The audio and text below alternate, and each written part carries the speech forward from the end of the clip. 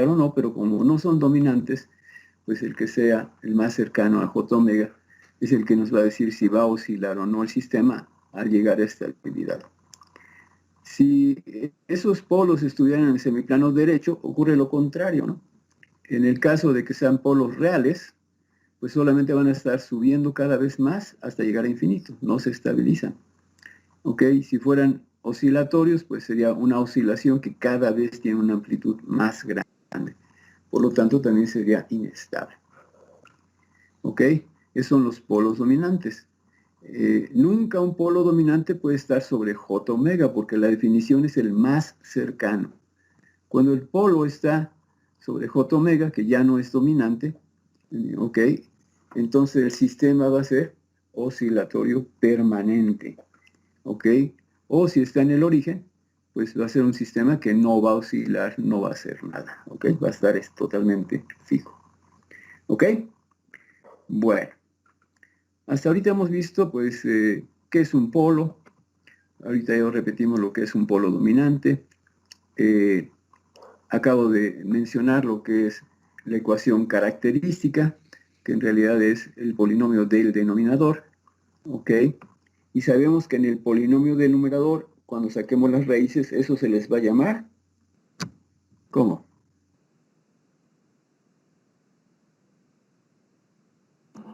Ceros, profe. Ceros del sistema. Sí, porque hacen al sistema cero. Y los que están en el denominador, como lo hacen infinito, o sea, no definido, ¿ok? Entonces son los polos del sistema, ¿ok? ¿Alguien se acuerda qué es el orden del sistema? ¿Viene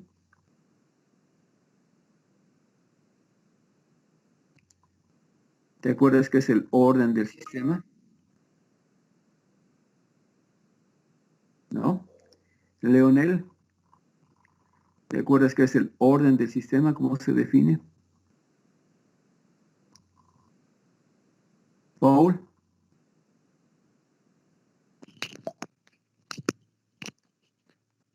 El número de polos más o menos. Entre el número de ceros, algo así, ¿no? Más o menos ahí andamos cerca. Ok, Emanuel, ¿te acuerdas?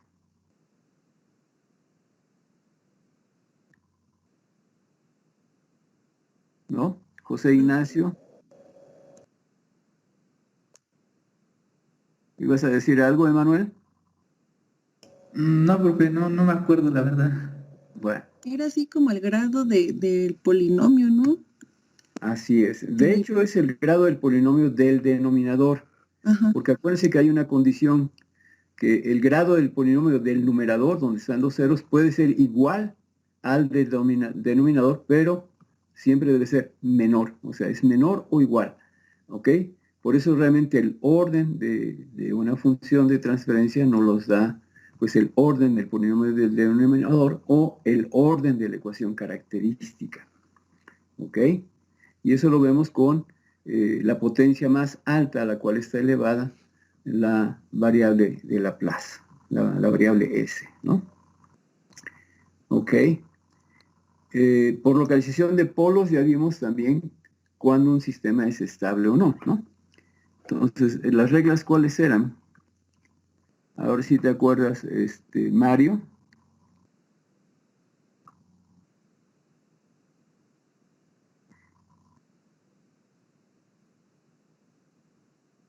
¿No? La primera regla era que el sistema era inestable. Las voy a enumerar de manera diferente. ¿Sí? Cuando al menos un polo del sistema estaba en el semiplano derecho. Con uno basta. ¿Ok? Decíamos que el sistema era estable. Ojo, aquí sí es diferente. Cuando todos los polos del sistema están en el semiplano izquierdo. No puede haber ninguno en otro lado. ¿Ok? Porque si no lo haría inestable si alguno de ellos está en el semiplano derecho. Y también si alguno de ellos está sobre el eje J omega, el sistema es críticamente estable. ¿Ok? Bueno. ¿Qué otro tipo de estabilidad vimos? Eso lo vimos la sesión pasada.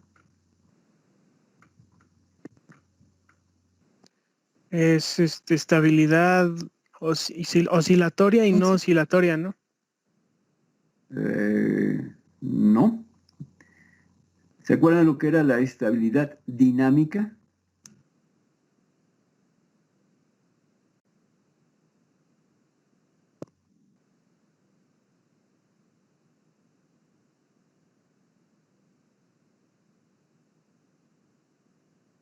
No, esa era la condición para saber el tiempo de estabilidad. Cuando le damos una tolerancia y si está dentro de la tolerancia la respuesta del sistema, estamos hablando del tiempo de estabilidad.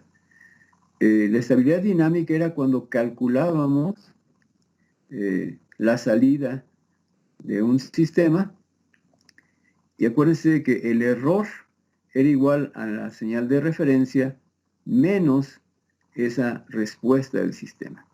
Si graficamos en el dominio del tiempo ese valor, y que se llama el error, o sea, EDT, nos da una curva parecida a la de la respuesta en forma inversa. ¿Ok?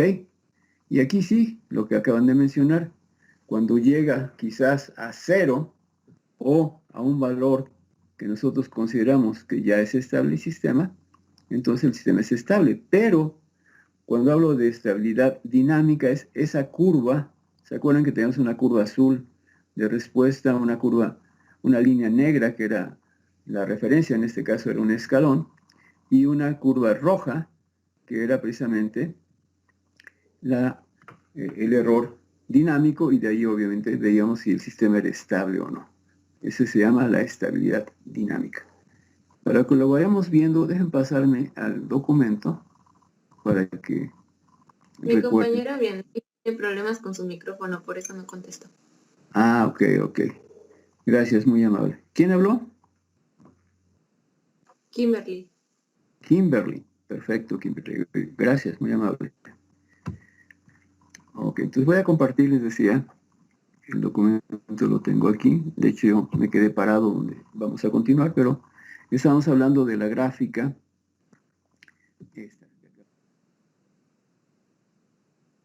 Ok. Y teníamos aquí arriba precisamente lo que era el error dinámico y de ahí la estabilidad dinámica, porque al final del día, ya hice una tontería aquí, que no quiero ver esto. Ahí está. En realidad esa estabilidad dinámica, bueno, se alcanza cuando la señal roja llega a 0, ¿ok?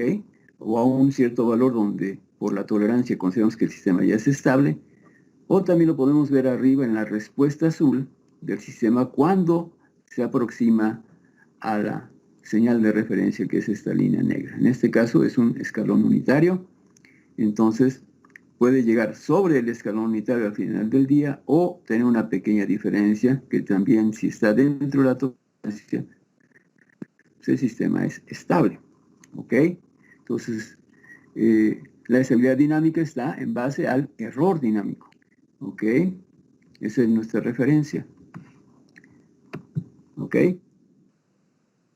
Decía incluso que esa ocasión que vimos esta curva, que una manera de graficarlo rápidamente, yo lo que tomo es el inicio, pues el azul es 0, como es R, que es 1, la señal de referencia, menos la C, que es el azul, pues 1 menos 0, pues da 1, y por eso el rojo empieza en 1. El siguiente punto que yo trazaría, para no estar trazando todos estos puntos intermedios, es cuando cruza el azul, el negro, pues ahí los dos valores son iguales, por lo tanto en rojo, pues el valor de error es 0. El otro punto que pondría en la gráfica sería cuando llega a MP, que es el valor máximo en la primera oscilación, que aquí vemos que es positivo arriba de lo que es la referencia, pero como la ecuación que estamos utilizando es R menos C, pues ese valor se vuelve negativo, por eso queda inverso en el rojo, negativo. El mismo valor que tiene aquí de MP lo tendría aquí abajo. El siguiente sería el cruce, precisamente, nuevamente, del azul con el negro, porque nuevamente la diferencia es 0, ahí lo vemos abajo. Y aquí tenemos una onda, que en este caso es menor a la señal de referencia, por lo tanto se convierte en mayor, porque son la diferencia. Y así pondría esos puntos solamente, y con eso sería suficiente para trazar lo más aproximadamente posible lo que es la curva roja, ¿ok? ¿Ok? Y veríamos al final si el sistema se estabiliza o no, tanto en la azul como en la roja, y ahí definiríamos esa estabilidad dinámica, ¿ok? Se van a dar cuenta de que más adelante todo está basado precisamente en qué tanto error tenemos, o sea, qué tanta diferencia tenemos al final en la salida del sistema con respecto a la señal de referencia, ¿no?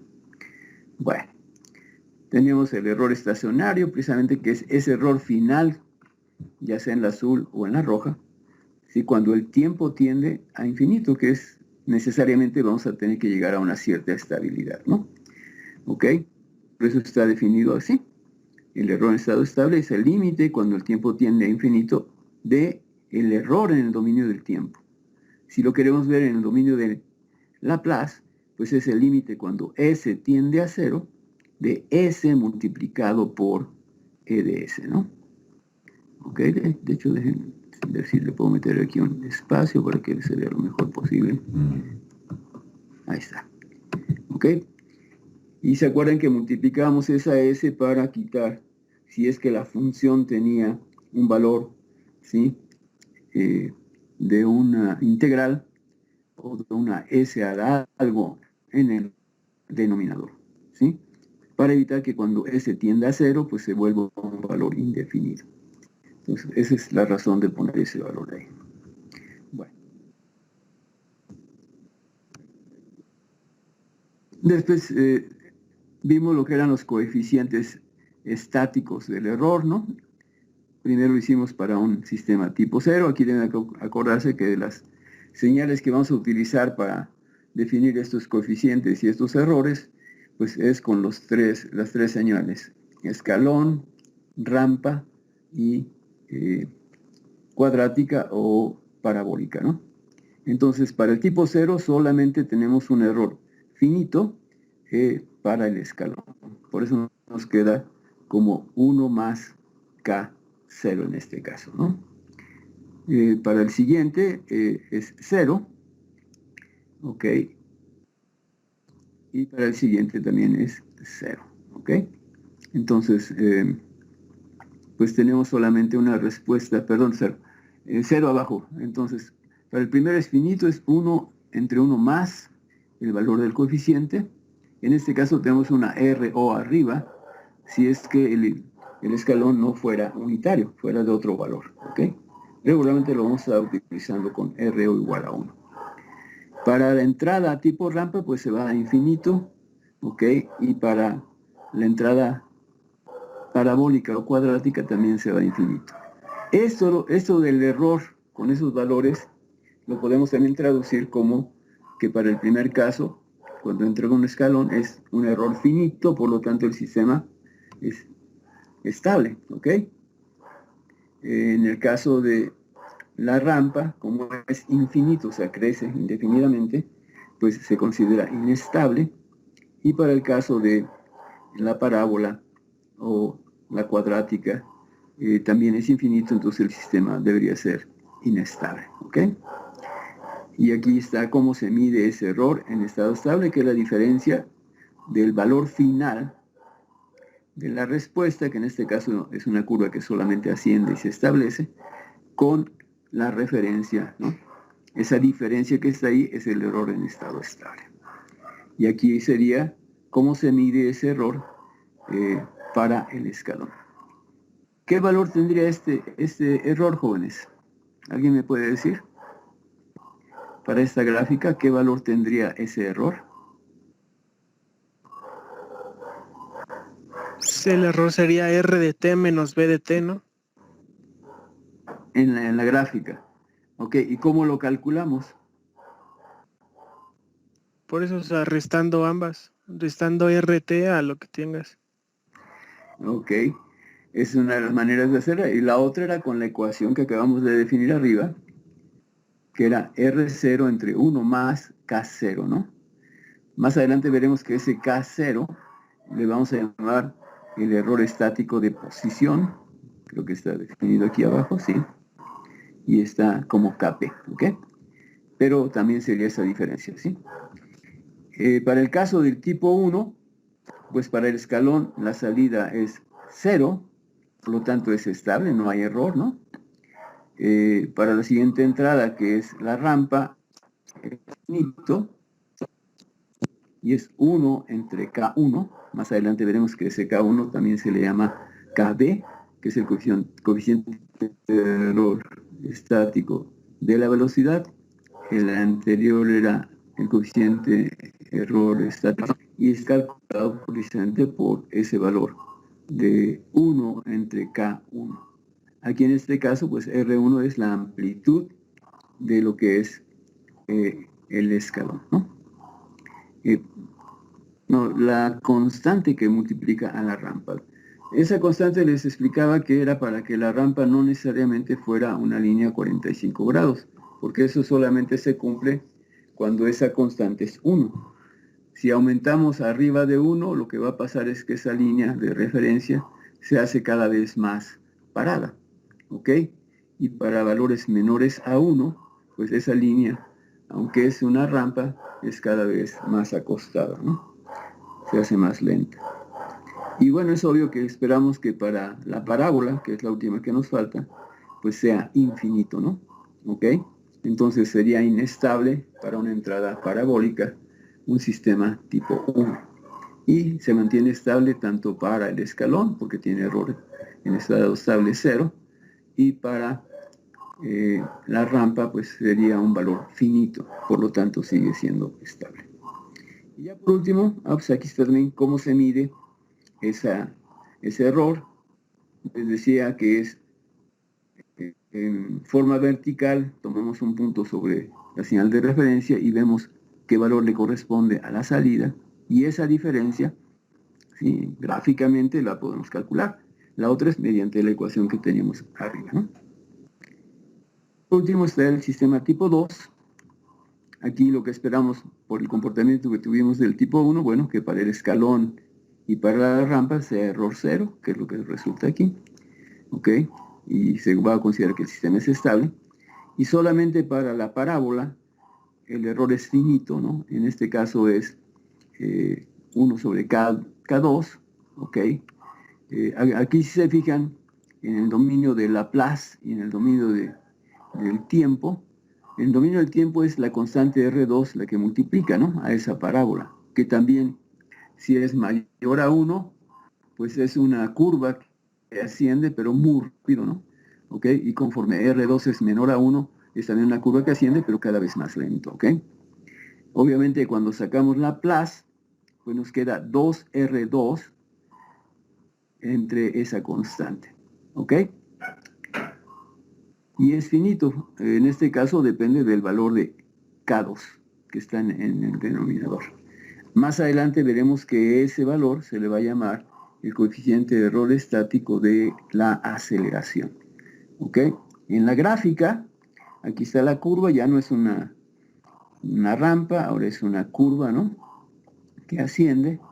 Y también nuevamente ese error pues se mide tomando un punto sobre el valor de referencia y en forma vertical buscamos cuál le corresponde sobre la respuesta, y esa diferencia sería nuestro error. ¿Ok? A continuación lo que se va a ver pues es esas ecuaciones ya simplificadas y los nombres, ¿no?, que es lo que les estaba yo mencionando. Y se llama error estático de posición, o KP, ¿sí?, al calculado cuando el sistema es tipo 0 y la entrada es escalón. Porque vimos para este sistema tipo 0, pues tanto para la rampa como para la parabólica, que son las otras dos más, es infinito y por lo tanto es inestable. Aquí nos daría un valor finito, que una vez calculado con esta ecuación, pues tendríamos que dividir 1 entre 1 más Kp para tener el valor del error. El siguiente es el error estático de velocidad, que ahora le llamamos Kb, ¿ok? Ahí está la ecuación. Si se fijan, lo único que cambia en la ecuación es que primero la g de s es multiplicado por s a la 0, ¿ok? Aquí como es tipo 1, ¿sí?, aquí estamos hablando del sistema tipo 1, pues por eso multiplicamos por s a la 1, ¿ok?, para evitar que se nos vaya a infinito. Y una vez que calculamos KB con esta expresión, que solamente es válido, aquí dice, ¿no? Para una entrada tipo rampa. ¿Ok? Entonces, para calcular el error tenemos que dividir solamente 1 entre KB. Es inverso. Acuérdense que el primero es 1 entre 1 más KP. Y ya por último está el error estático de aceleración, el KA, que ese es para sistemas tipo 2 y para una entrada de tipo parabólico o cuadrática. Y nuevamente vemos que lo que cambia aquí adentro es que ahora es S cuadrada por GDS, ¿no? ¿Ok? Y el error pues sería el inverso de este valor, 1 entre KA. ¿Sí queda claro? Sí, ¿Y si profe. esto lo leíste tú, Diego? Y lo que es ya el siguiente tema, que era el error en estado estacionario como tal, pues ya ahora sí basados en esos tres valores que ya sabemos cómo calcularlos, pues arrojo una tabla donde se resume todo, ¿no? Aquí es donde vemos sistema tipo 1 en la primera fila, ¿sí?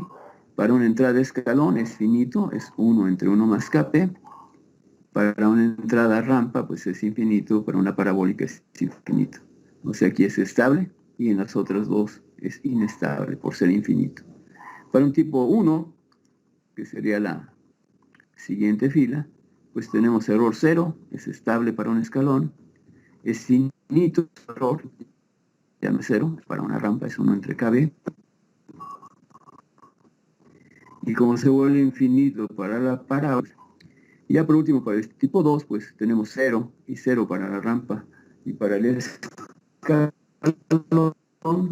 sigue siendo estable el sistema, es el inverso de KA, y entonces tiene un error finito y también se considera estable. ¿Ok? Entonces hasta aquí ya hemos visto varias maneras de evaluar la estabilidad de un sistema, ¿no? De hecho, este capítulo va a tener mucho que ver con esto.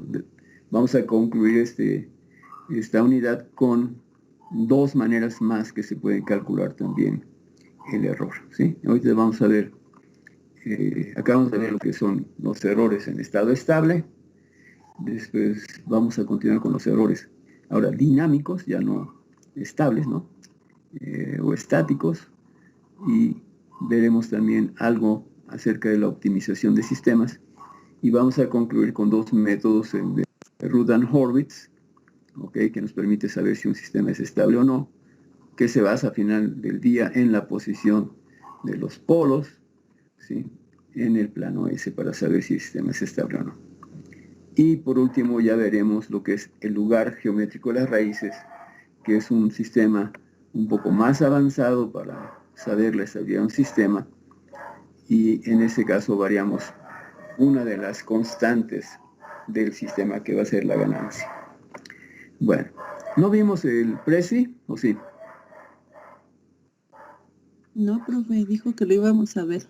Que lo íbamos a ver hoy. Bueno, así lo van a ver en su documento, no sé si ya accesaron al documento, y pues para echarlo a andar, pues tenemos que montarnos aquí y con el control enter, ¿no? Con eso. Pues ya va a entrar. Ok.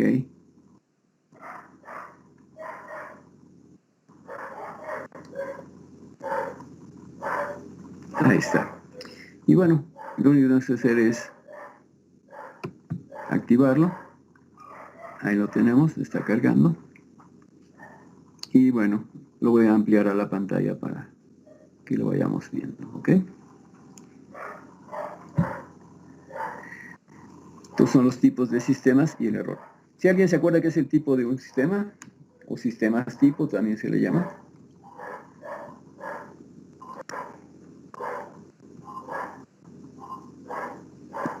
¿No es lo que ¿Jóvenes? acabamos de ver? Sistemas tipo era el tipo 0, tipo 1 y tipo 2, pero ¿cuándo sabemos que es un sistema tipo 0 o tipo 2?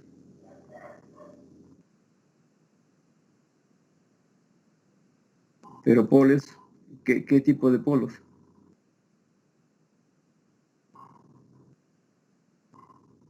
¿Alguien sabe?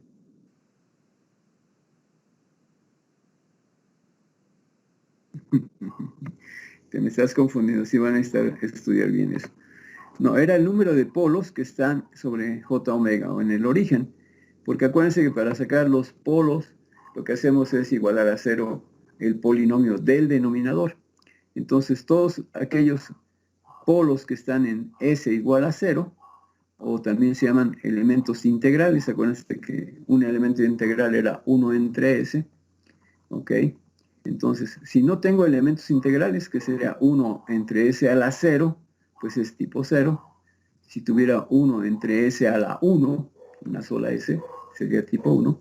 Y si tuviera una entre S cuadrada, como factor, en el denominador, pues tendría un sistema tipo 2, ¿no? Esos son los tipos de sistema. Y ya los errores, pues ya vimos que dependen precisamente del tipo de sistema y dependen de la señal de entrada, ¿ok? Porque hay un comportamiento diferente para cada uno de ellos.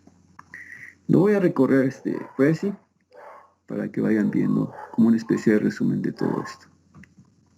¿Ok? Ahí está la definición de los tipos de sistemas. ¿Ok?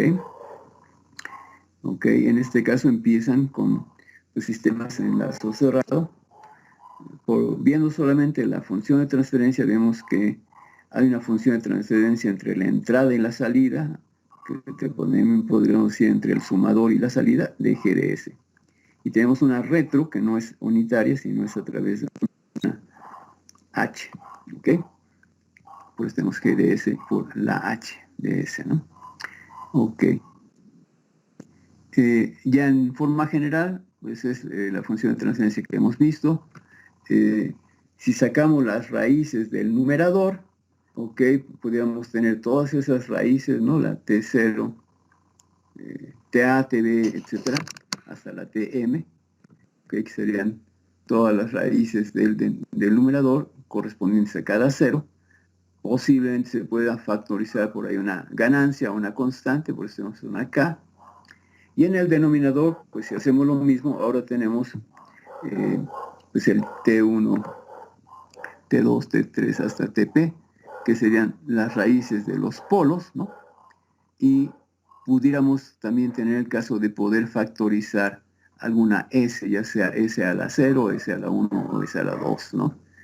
Y de ahí sale precisamente lo que es el tipo del sistema. Es lo que les explicaba hace rato. Si abajo en el denominador no tuviéramos una S, que equivale a S a la 0, porque S a la 0 es 1, entonces el sistema es tipo 0. Si tuviéramos una sola S donde N vale 1, ¿no? Es tipo 1. Y si tuviéramos una S cuadrada, pues es tipo 2. ¿Ok? Son esos polos que están en el origen del plano S, ¿no?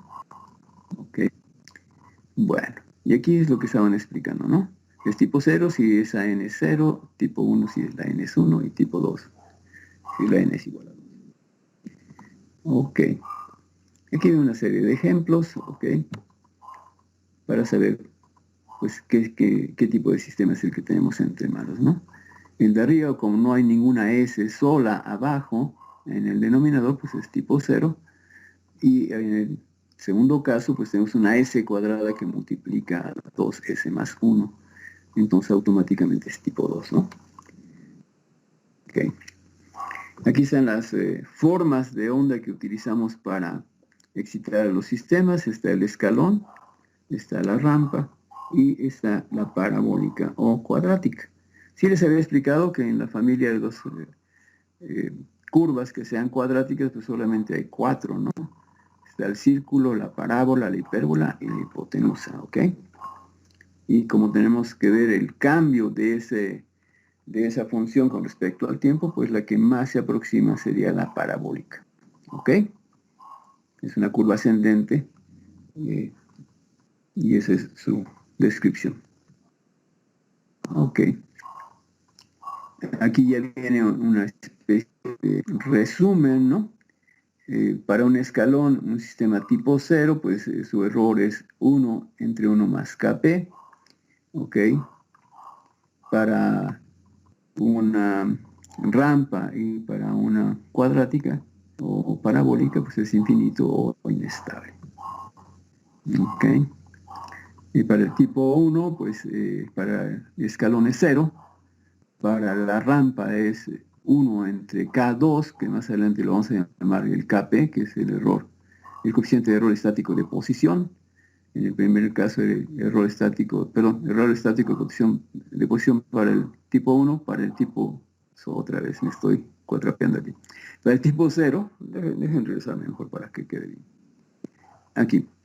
Para el tipo 0, ¿sí? Ese KP es el coeficiente de error estático de posición, por eso lleva el subíndice P. Para el tipo 1, ¿sí? Ese K2 se va a llamar el KD, B chiquita, ¿no? Y que se va a llamar el coeficiente de error estático de velocidad. Y ya vimos cómo se mide, ¿no? En forma vertical. Está la referencia y la diferencia contra el valor que tenga la salida.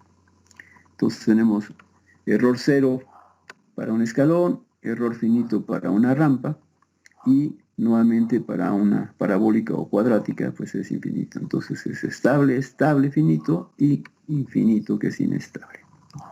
Y ya por último, para el tipo 2, pues tenemos 0, tanto para la rampa como para el escalón, y es un valor finito para la entrada parabólica, y es 1 entre K3, que más adelante vamos a ver que es el KA, o coeficiente de error estático de aceleración. Aquí tienen otro recuadro, que sería para una entrada ya no cuadrática, sería cúbica, ¿no? Que en el caso de nosotros ya no lo tocamos, porque es más que suficiente ver solamente sistemas tipo 0, 1 y 2, ¿no? Pero aquí lo están analizando todavía. ¿Ok? Y bueno, ¿qué esperamos que suceda para esa cúbica? Para un sistema tipo 3, pues que sea finito, ¿no? Si ven la lógica, se va recorriendo lo de que sea un error finito. Para el 0 es para el escalón, para el 1 es para la rampa, para el 2 es para la parábola o la cuadrática, y para el 3 pues sería una función cúbica, ¿no? La lógica está ahí. Ahora viene el análisis del error, ¿no? También ya lo hicimos. Ok. Cómo se va a comportar para cada uno de ellos, ¿no? Profe, Depende de la función de transferencia, dígame. perdón que lo interrumpa. Había dicho que para el tipo 0 estábamos hablando de lo que era de posición, para el tipo 1 de velocidad, pero ya no escuché la 3 y la 4.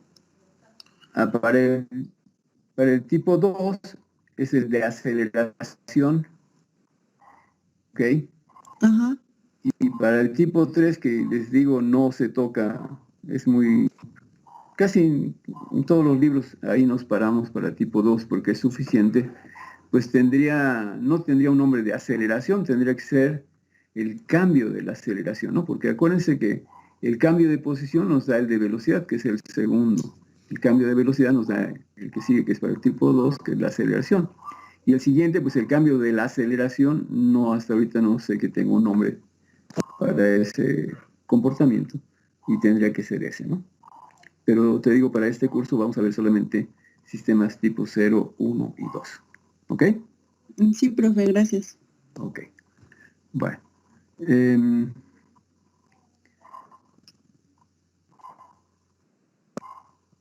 Ok. Bueno, aquí hace un pequeño resumen de cada uno de ellos, ¿no? ¿Para qué sirve este análisis del error? Tenemos, como decíamos, los coeficientes estáticos del error. Más adelante vamos a ver los coeficientes dinámicos también del error, porque el estático solamente lo vamos a estar midiendo, y por eso lo aproximamos en la manera más exacta, que es cuando el tiempo tiende a infinito. Pero si tenemos un fenómeno, pues esperar un tiempo infinito, pues quiere decir que tengo que esperarme, no sé, un día, una semana, un año, 10 años, no sé. ¿Ok? Se hace un cálculo matemático. ¿Ok? Y por eso precisamente se encuentra mejor una fórmula que nos permite calcularlo inmediatamente. Si fuera en forma gráfica, pues tendríamos que hacer esa gráfica hasta que el tiempo sea suficientemente grande para considerarlo infinito. ¿Ok? Más adelante vamos a ver también algunos efectos que tiene ese error dinámico que vimos, la línea roja. También eso implica un comportamiento en el sistema. ¿Ok? Pero se ve de otra manera. Ok, aquí está la forma de salida del sistema. Déjenme si lo puedo amplificar un poco más. Es una gráfica muy parecida a la que ya está en el documento. ¿Sí? Aquí está la subida, ¿no? Estamos considerando un sistema. ¿Qué tipo de polo dominante tendría este sistema, jóvenes?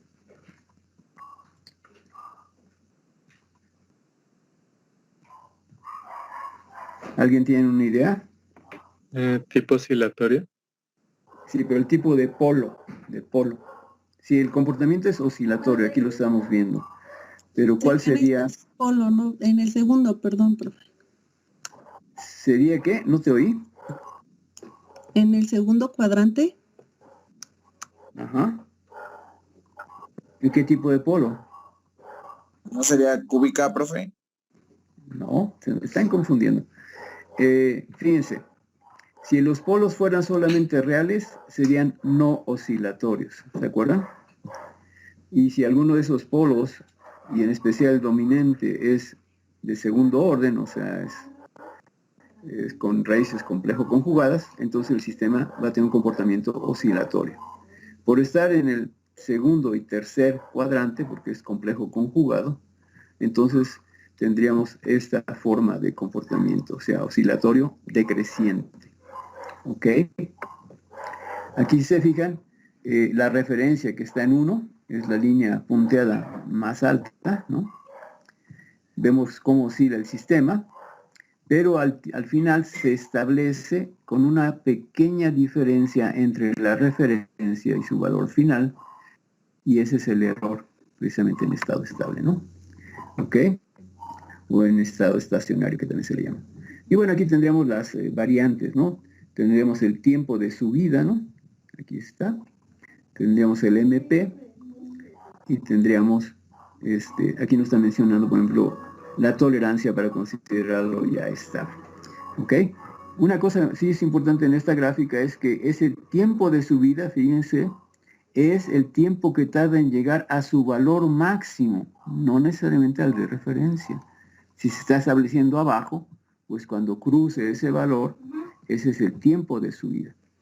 El MP también no se mide a partir de la referencia hacia arriba, sino a partir de su valor final, ya lo ven aquí, hacia arriba. Ese sería el MP. Y el TP pues sería nada más bajar esta línea y ver en qué tiempo sucedió ese valor máximo, ¿no? ¿Sí queda claro esa parte de cómo se miden esos parámetros de comportamiento dinámico del sistema? Sí, profe. En la primera gráfica que vimos era porque esta azul pues llegaba a establecerse en la referencia, por eso el MP se medía a partir de esa línea negra hacia arriba. Pero como en este caso se establece abajo con un cierto error, entonces esos parámetros se miden a partir de esa línea de referencia, ¿no? De valor final, ¿ok? Bueno, sí, de hecho aquí dijeron también que el valor en estado estacionario, o sea, el TS lo están marcando en algún lado por aquí, ¿no? Pero no están diciendo bajo qué tolerancia, ¿ok? Lo más seguro es que la tolerancia es esa diferencia de error. Si la pongo hacia abajo, ya queda esa línea dentro. No está claro, pero aquí lo están marcando con el valor de estado estacionario o el TS, ¿no? Bueno, vamos a continuar con el Presley, porque aquí es una especie de resumen solamente, pero tiene cosas interesantes que tienen que observar. Ok, aquí tenemos un sistema. ¿El sistema de qué es? ¿Qué tipo de sistema es este, jóvenes? ¿De lazo abierto o de lazo cerrado? ¿El lazo cerrado? Cerrado, ¿no? De lazo cerrado porque hay una retroalimentación unitaria en retorno al sumador, ¿no? Al punto de suma. Ahí obviamente falta ser específico que la entrada debe ser positiva y esa retro la tenemos que tomar como negativa, para que esta ecuación que estamos describiendo aquí adelante sea válida, ¿no? ¿Sí? Si la retro fuera positiva, entonces se invertirían estos valores, ¿no? ¿Sí? ¿Ok? Bueno. También el dibujo, les digo, no está tan claro como debería haber estado. Pero sí es enlazo cerrado, tienen toda la razón. Entonces el error siempre va a ser la diferencia entre la señal de referencia, ¿sí?, de entrada, y la salida real del sistema, esa diferencia. Ok. Aquí vienen los coeficientes estáticos, que ya los vimos, el Kp, el Kb y el Ka, ¿no? Sus nombres, ¿no? Coeficiente de error de posición, coeficiente de error de velocidad y coeficiente de error de aceleración. También a priori sabemos que el Kp va a existir solamente para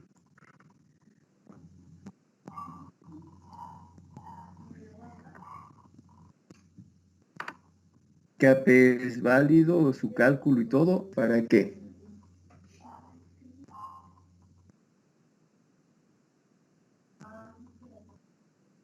Pues para un sistema tipo 0 y para una entrada de escalón. Para todo lo demás, ese Kp no nos sirve para nada.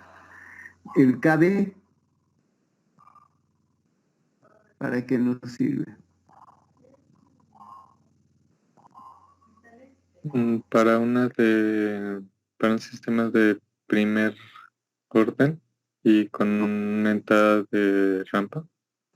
Sí, es un sistema tipo, ¿sí?, y una entrada rampa. Para todo lo demás, pues no nos va a servir para nada.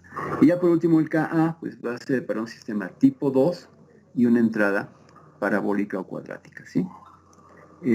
¿Se acuerdan de la tablita? Y por eso decía que si esa la vemos como una matriz, veríamos que en la diagonal tenemos esos valores calculados con Kp, con Kb y con Ka, que son valores finitos del error.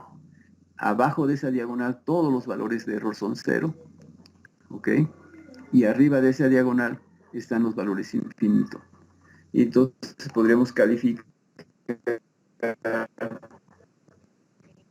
de la diagonal hacia abajo, ¿ok?, de la diagonal hacia arriba, todos los sistemas son inestables porque su error crece hasta el infinito, ¿no? Ok. Bueno, aquí los cálculos que ya vimos allá con más detalle en el documento. Ok, ahí está el otro. Ok, aquí es un poquito más, déjenme mostrarles esta parte también. Si se fijan, cuando marcamos el error, bueno, sí, lo que esperamos es que oscile el sistema, lo vimos en la primera gráfica de este Prezi, pues al final se establece el sistema, pero con una diferencia entre la referencia y el valor final de la respuesta del sistema. Y ese sería nuestro error, y se va a calcular como 1 entre 1 más Kp, ¿no? Para el caso de la rampa, ¿ok?, también se supone que el inicio va a oscilar, después se va a establecer, y la diferencia entre el valor en forma vertical de la referencia a ese valor final, ese sería nuestro error en estado estable, y está dado como 1 entre Kb, ¿no? Y ya por último, para la parabólica, pues también esperamos que oscile al inicio, vaya siguiendo la parábola en forma paralela, y esa diferencia, pero en forma vertical, sería el error en estado estable. Y está dado como 1 entre Ka, ¿no? Okay. Con esto quiere decir que todos los sistemas pues tienen un tiempo pequeño de estabilización. De hecho, ese tiempo pequeño antes de llegar a la estabilización, ¿cómo se llama, jóvenes? También ese ya lo vimos. ¿Cómo se llama? Tiempo de establecimiento. El estado transitorio. Y por eso mencionaba por ahí, es un estado transitorio, es un estadio muy corto, ¿no? Porque se llama transitorio y se pasa muy rápido. Y ya de ahí en adelante, bueno, el sistema ya se considera estable. Podemos acelerar esa estabilidad, mayor tolerancia, ¿no? Y podemos retrasar, pues teniendo menor tolerancia. Ok, bueno. Dejen ver qué más trae este Prezi. Bueno, aquí ya son ejemplos, ¿no? Aquí tenemos, fíjense, por ejemplo, una diferencia entre el valor final y el valor esperado. Aquí el valor esperado es de 10 y llega a 6.67. Entonces tenemos una diferencia, ¿no? Bastante grande. De hecho, en porcentaje, si consideramos el 10 como el 100%, pues tiene un error del 66.67%.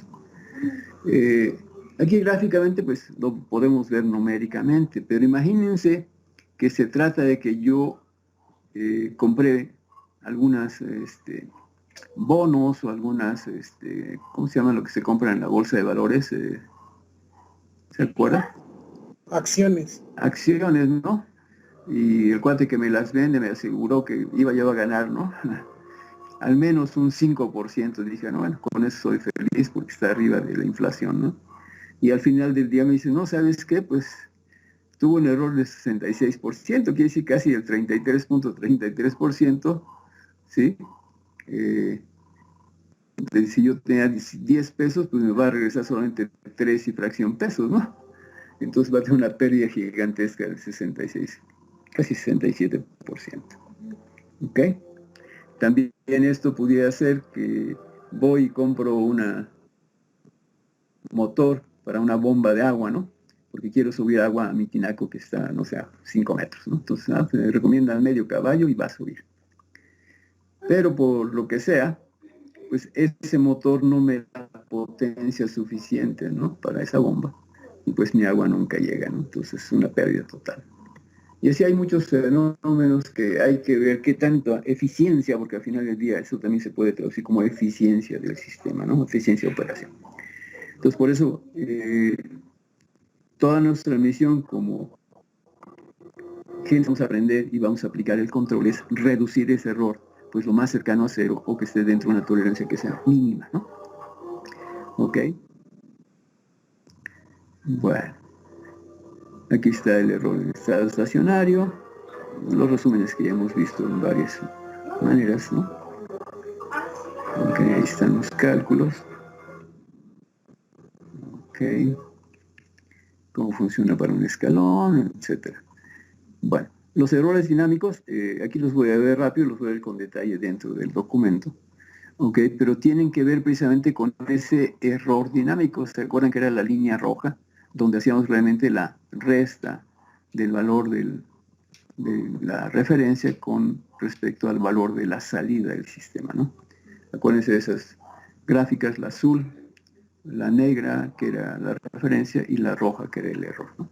Y era un error que cambia con respecto al tiempo, porque se llama dinámico. Entonces está basado en ese valor. ¿Ok? Vamos a ver más adelante que hay formas que se van a llamar las formas integrales de la... Okay. Aquí está la curva que les había mencionado, de hecho, creo que hasta es la misma. Ok. Basada en ese parámetro, ¿ok? Bueno, aquí hay algunos ejemplos que se supone que tenemos que tratar. Bueno, si se fijan es un resumen pues de lo que ya habíamos visto, ¿no? Ok, entonces me voy a salir de aquí. Ok. Y ya estamos de regreso. Bueno, entonces vamos a ver con más detalle lo que son esos coeficientes de error dinámico, ¿no? Pero les decía, están basados precisamente en la variable del error en el dominio del tiempo, ¿no? Entonces aquí empieza con que los coeficientes de error estáticos solo nos dan información del sistema en estado estacionario. O sea, los estáticos, ¿sí? Y de hecho les decía que se calculan para no fallar cuando el tiempo tiene infinito, ¿no? Y dice, seríamos incapaces de distinguir dos sistemas iguales, ¿sí? Pero uno más rápido que el otro. Aunque los dos tengan el mismo error en estado estable, ¿sí? En su error dinámico, pues pueden ser diferentes, ¿no? Esto es lógico. Hay un tratamiento para hacer este análisis, ¿no? ¿Alguien quiere leer esta parte donde dice para poder distinguir entre ambos sistemas? Sí. Adelante, por favor. Para poder distinguir entre ambos sistemas vamos a calcular unos coeficientes de error nuevos que identifiquen cómo de una es la respuesta transitoria. En primer lugar tomaremos la función de transferencia desarrollada en fracciones parciales.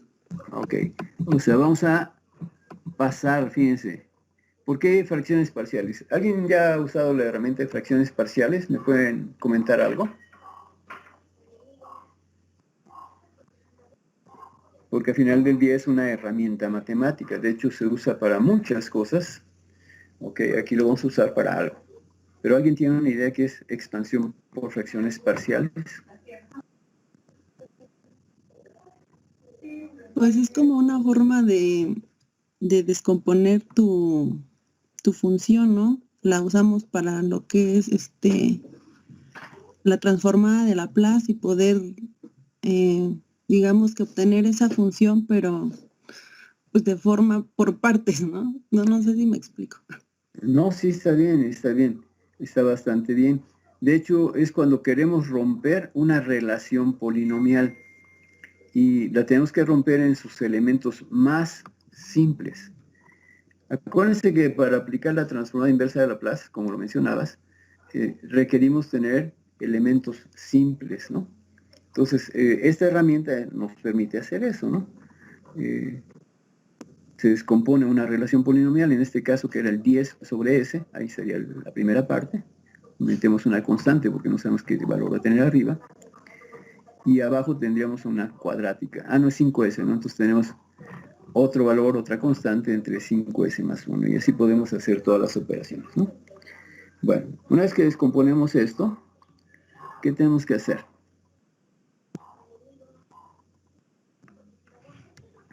Seguimos leyendo, por favor. No es que dejen subir esto porque ya se nos fue. Sí. Entonces ahí aplicamos la expansión, ¿no?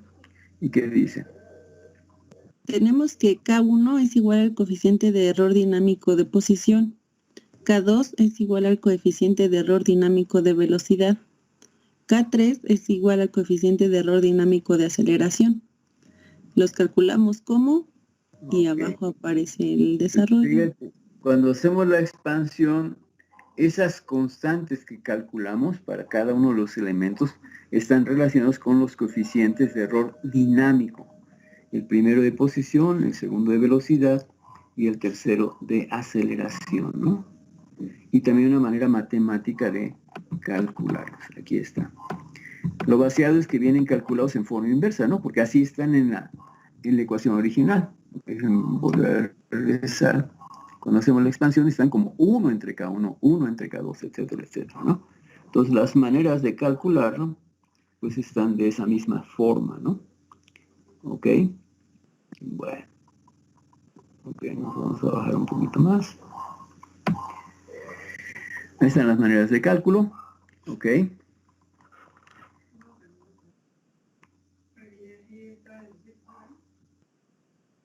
Entonces, lo único que tienes que hacer es sacar la relación del error entre la entrada. ¿Ok? Y se calculan cuando S tiende a 0, ¿no? Para el primer caso, para el segundo caso es la primera derivada de esa relación y así nos vamos aumentando en derivada. Sería la segunda derivada. O sea, derivada 0, por eso no aparece para el de posición, derivada 1 para lo que es el de velocidad y la segunda derivada para el de aceleración, lo cual suena lógico y aquí es lo importante relacionar, ¿no? Sabemos que la primera derivada de una variable que es longitud o posición, pues es la velocidad y la segunda derivada pues corresponde a su aceleración, ¿no? Entonces, si hacemos eso ya es más sencillo saber cómo se deben calcular, ¿no? Y es de esa relación de EDS entre la RDS. Adelante, por favor. Podemos formar una tabla como la que ya vimos en errores estacionarios. Así tendremos que para un sistema de primer orden. Ok, ahora aquí se lo calificamos por primer orden, segundo orden, etcétera. Ahí está. Un sistema en términos generales de primer orden, pues va a ser una GDS, en este caso tiene otra variable ahí, pero sería una constante entre TS más 1. Se llama de primer orden porque solamente tiene un polinomio, pues de orden 1, ¿no? La S está elevado solamente al exponente 1, ¿ok? Y bueno, aquí tenemos los cálculos, ¿no?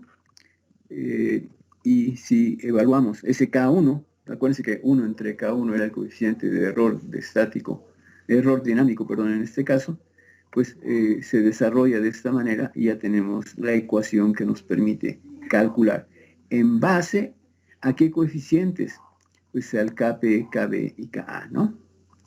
¿Sale? Dejen a ver si los voy a aumentar para que lo veamos con mayor detalle, ¿no?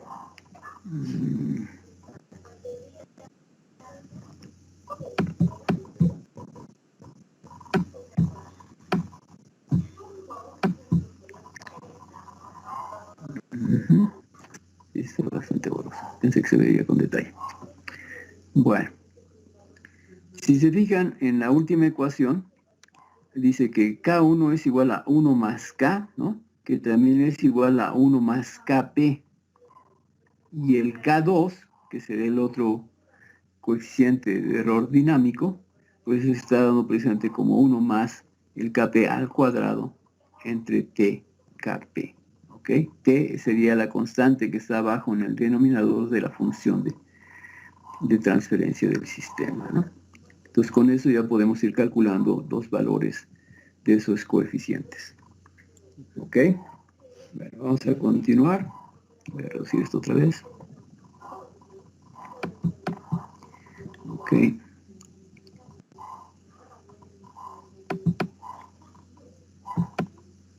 Adelante. Eso era para un sistema tipo 1. En un sistema tipo 2 también una cosa interesante que aquí se plantea, lo vimos también al inicio de este capítulo, es que la ecuación general para un sistema de segundo orden, o sea que tiene raíces complejo conjugadas, que está dado precisamente como la frecuencia natural al cuadrado en el numerador, y abajo nos queda S más 2 veces Z omega N, ahí le faltó una S a esta figura, ¿sí? Que será el segundo término, 2 veces el factor de amortiguamiento por la frecuencia natural, pero multiplicada por S, que es el segundo término, y ya por último más nuevamente omega N cuadrada. ¿Ok? Aquí tenemos el KP, el KB y el KA. ¿Ok? Fíjense que aquí también se pueden calcular esos valores. ¿Ok? Y vamos a ver si está bien esto, ¿no? ¿Qué teníamos para los valores estáticos? ¿Cuál iba a ser el error para una entrada tipo escalón, jóvenes?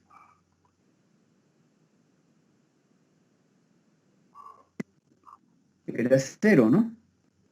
Y para que sea 0, pues el valor de KP debe ser infinito, porque sería 1 entre 1 más infinito, pues eso tiende a 0 o es 0, ¿no? ¿Ok? Para el caso de la entrada parabólica, como era KA, 1 entre KA, si KA es 0, pues automáticamente nos da infinito, ¿no? Por eso veíamos que para un sistema tipo 0, pues nos daba infinito. Y el valor finito, que era el KB, también, fíjense, se puede calcular como la relación entre omega n, que es su frecuencia natural, entre 2 veces el factor de amortiguamiento. ¿Ok? Entonces, es otra manera de calcular ese KP, KB y KA. La gran diferencia es que están referidos solamente para sistemas de segundo orden, ¿sí? Para los sistemas de primer orden que tenemos aquí arriba, pues tenemos que el KP era una constante, el KB era 0 y el KA era 0. También si los poníamos en referencia a lo que ya habíamos visto, pues tendríamos que el error era 1 entre 1 más esa K, ¿no? ¿Ok? Que abajo lo vemos, ¿no? El K1 es igual a 1 más esa K, que a final del día es 1 más el KP. Como el KP es 0 para este caso, pues por eso nos daba error en estado estable infinito. Y la KA, que era 1 entre KA, también nos daba infinito para el sistema tipo 1. Estamos hablando de sistemas, por eso hay cierta relación, pero no es directa. Y aquí está el de segundo orden, ya me fui muy lejos, vamos a regresarnos un poco más abajo. Y aquí es lo que yo estaba explicando, ¿no? ¿Dónde está? Aquí estábamos apenas. Entonces también si tenemos la función de transferencia, ¿sí? Pero referida a omega n, a z, entonces también podríamos calcular en forma inmediata los valores de Kp, Kb y Ka. Ok, ahora el dinámico, el primer error dinámico, acuérdense que el inverso de 1 entre K1 sería el error dinámico de posición, ¿no? Coeficiente de error dinámico de posición. Como es infinito, y es el inverso, pues eso nos da 0, ¿ok? En el K2, pues es el inverso de este valor, que se calcula ahora también como omega n entre 2 veces.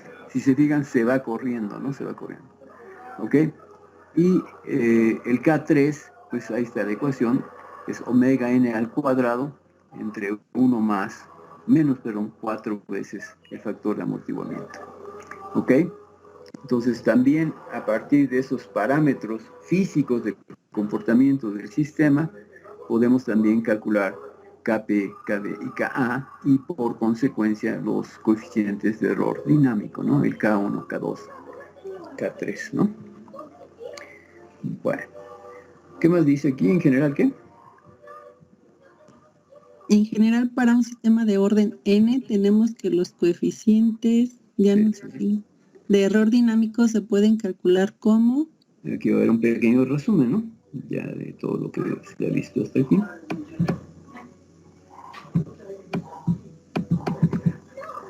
O sea, todas esas ecuaciones que vimos arriba las podemos de alguna manera definir de la siguiente manera, ¿no? Acuérdense que los que tenemos que calcular es el K1, el K2 y el K3, ¿no? ¿Ok? Entonces, según el orden del sistema, que es la N mayúscula, ¿no? ¿Ok? Si se fijan, por eso era que para orden tipo 1, pues solamente podemos calcular el K1, ¿no? Para tipo 2 ya podemos calcular el 1, el 2, ¿ok? El 3, porque estamos en N más 1, ¿no? A ver, resumo nuevamente. Para el sistema tipo 1, la N vale 1, ¿no? Y podemos calcular precisamente el K1 y el K2, ¿no?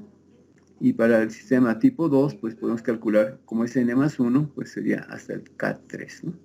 Y las ecuaciones que se pueden utilizar es estas, ¿no? Cuando el límite, cuando S tiende a 0, es S a la N por la función de transferencia, ¿ok? Pero ojo, fíjense, aquí adelante dicen que es cuando el orden del polinomio, que es la n grande, ¿no? Es igual al valor de la n minúscula, ¿no? Entonces hay ciertas limitaciones ahí. Bueno, ¿qué más dice? Dice, la principal ventaja de conocer los coeficientes de error radica, estamos hablando de los coeficientes de error dinámico, radica que el sistema se puede expresar también como, y bueno, tenemos una fórmula. Aquí están utilizando la expansión por series de Taylor, ¿no? ¿Sí se acuerdan de la expansión por series de Taylor?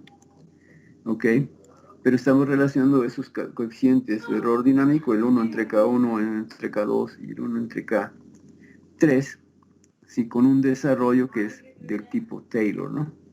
Ok. Bueno, ¿qué más dice? La región de convergencia de esta serie es en torno a S igual a 0, lo que traducido al tiempo significa T igual a 0, suponiendo que el sistema es estable, tiene condiciones iniciales nulas y que no hay impulsos en T igual a 0. Podemos calcular el error en estado estacionario como... Ok. Ahora es el error en estado estacionario. ¿Cuál sería ese error en estado estacionario, jóvenes?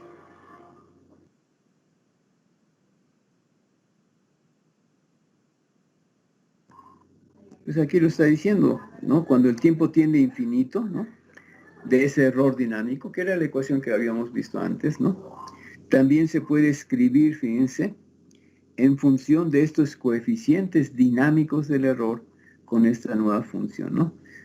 Si se fijan, en la primera parte nos dice que el error en estado estable es el límite del error en el dominio del tiempo, o sea, el error dinámico, cuando el tiempo tiende a infinito. Pero eso también se puede escribir como el límite también cuando el tiempo tiende a infinito, pero ahora es del primer coeficiente de error dinámico, que sabemos que ahora es el de posición, por una entrada de UDT, no sea la entrada que tenemos, más el otro coeficiente de error dinámico de posición por esa UDT, y así nos vamos. Y debe ser aquí la primera derivada, no es que pusieron los puntos muy gordotes, ¿no?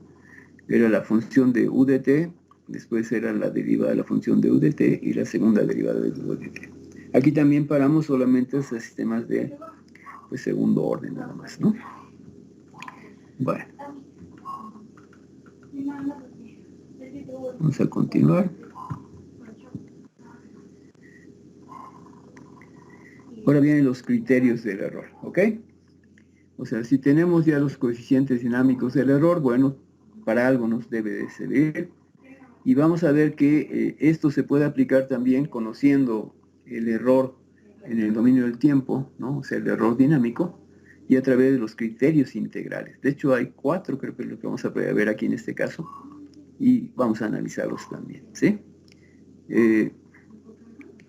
Deja poner tu nombre antes de esto, a ver si lo puedo poner por aquí. Encontré. A ver si está por aquí el espacio, sí. ¿Fijan?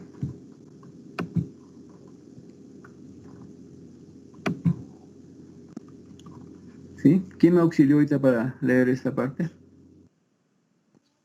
Judith. Judith. Ajá. ¿Judith qué? Hernández. ¿Fernández? Hernández. Ah, Hernández, perdón. Todo el acento, pero no lo estoy poniendo. Gracias. Bueno, decía, una vez que conocemos eso, podemos sacar los criterios del error. Estos van enfocados más bien hacia la optimización. De hecho, la siguiente parte que vamos a ver es la optimización de sistemas. Y es algo que vamos a ver con mucho más detalle en la unidad 3, que es donde vamos a ver precisamente las formas de control. Y esto realmente va a estar relacionado con los controles P y D. ¿Sí? De ahí vamos a hacer también un trabajo de investigación para que vean cómo se usan estos criterios del error para poder optimizar el comportamiento de un sistema, ¿no? Pero bueno, vamos a leer esta parte. ¿Quién me apoya ahora? Por favor. Yo, profe. Adelante, por favor. Criterios de error. Vamos a presentar algunos de los criterios de desempeño que permiten evaluar el comportamiento de los sistemas y son la base para optimizarlos respecto del comportamiento de su error en el transitorio. Criterio integral de error cuadrático, CIEC. La cantidad a evaluar es la siguiente. Criterio integral de error absoluto, CIEA. La integral de 0 a infinito de Euler a la 2 de t por dt. Ok, si se fijan, el CIEA es el criterio integral del error, ¿sí? Caray, a ver cómo está aquí. Aquí se me metió un par de líneas que no deberían de estar. A ver, vamos a hacer caso omiso de este, donde pusiste criterio integral del error. A ver qué pasó aquí. Sí, lo corté antes. Bueno, este integral, pues obviamente aquí la vemos, es el error al cuadrado, ¿no? La integral del error al cuadrado por el tiempo sería realmente el primero, criterio integral del error cuadrático, el CSC. Este segundo está además, déjenme ver si lo puedo quitar de una vez, ¿no? Así quedó ahí. Lo vamos a quitar a ver si no lo necesito. Después, control. Así está. ¿Ok? Bueno, su nombre nos los dice, es la integral, o todas las integrales van a ser de 0 a infinito. De ese error, la línea roja, ¿no? ¿Sí? Con respecto al tiempo. Bueno, ahora si se fijan en la línea roja, empezábamos en 1, ¿no? Y sus valores van haciéndose cada vez más pequeños. ¿Sí se acuerdan de ese comportamiento del error dinámico? Vamos a verlo nuevamente para que nos... Hemos visto en el Prezi, pero también está aquí. Aquí, está. Entonces, digan, este es el error dinámico, el rojo. Empieza en 1 en este caso siempre, ¿no? Y se nos va a tender a 0. Ahora, como estamos sacando la integral de ese error al cuadrado, pues el cuadrado de 1 sigue siendo 1, pero conforme empieza a bajar, ¿qué pasa con los valores menores a 1 al cuadrado?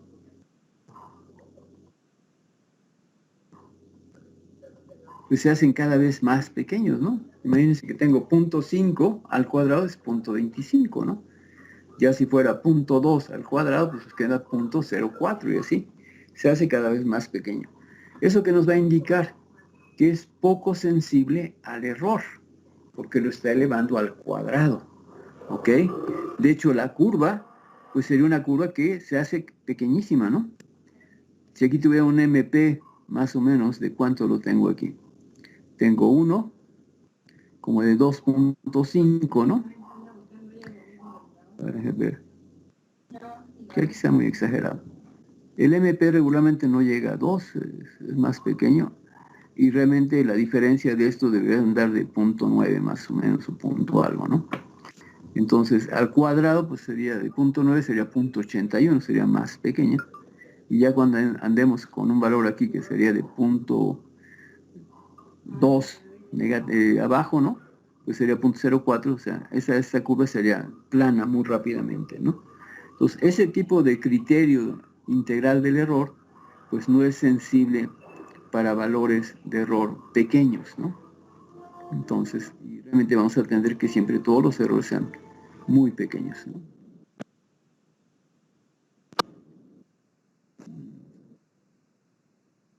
Aquí estamos, ¿no?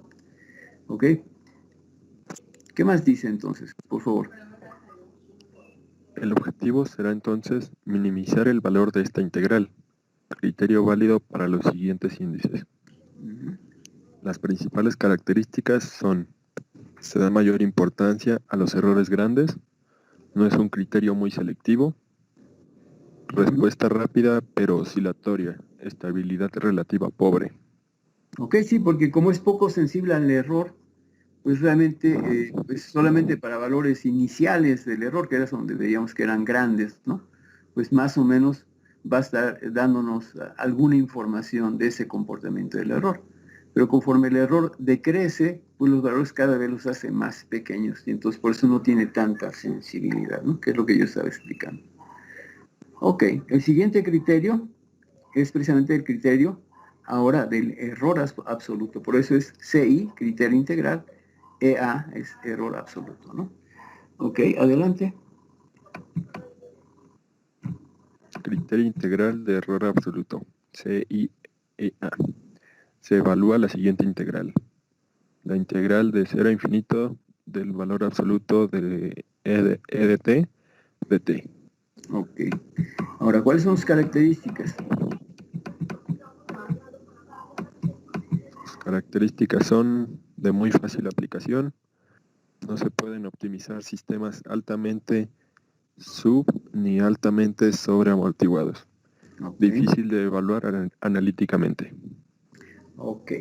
Bueno, si vemos o si nos acordamos de la curva roja, ¿qué va a pasar? Si se fijan, los valores del error no los vamos a cambiar porque solamente calculamos el absoluto. ¿Qué pasaría con esa curva, jóvenes? ¿Alguien tiene una idea?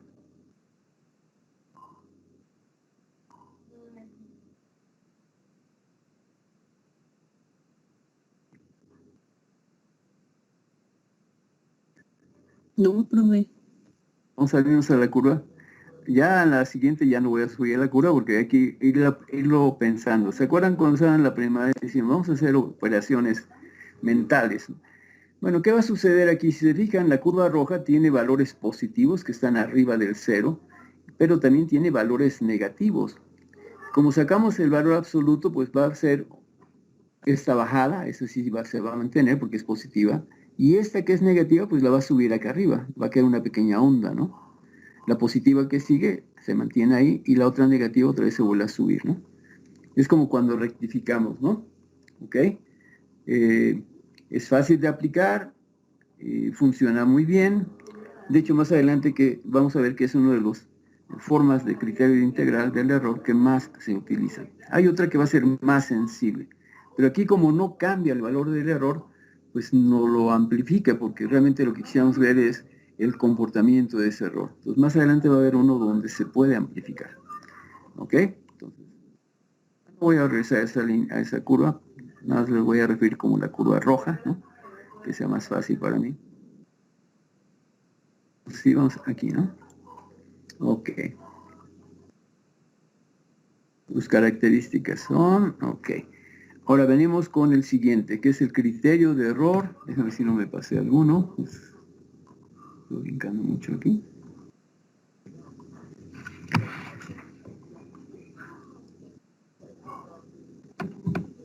Ok, no sé si Sí, era ahí. era ahí, ¿no? Bueno, ahora entramos con el siguiente criterio. Adelante. Criterio de error cuadrático integral por el tiempo. CECIT. La Ok. integral es... ¿Cuál sería la integral, jóvenes? Ya sabiendo la lógica que trae todo este tipo de cálculo. ¿Cuál sería?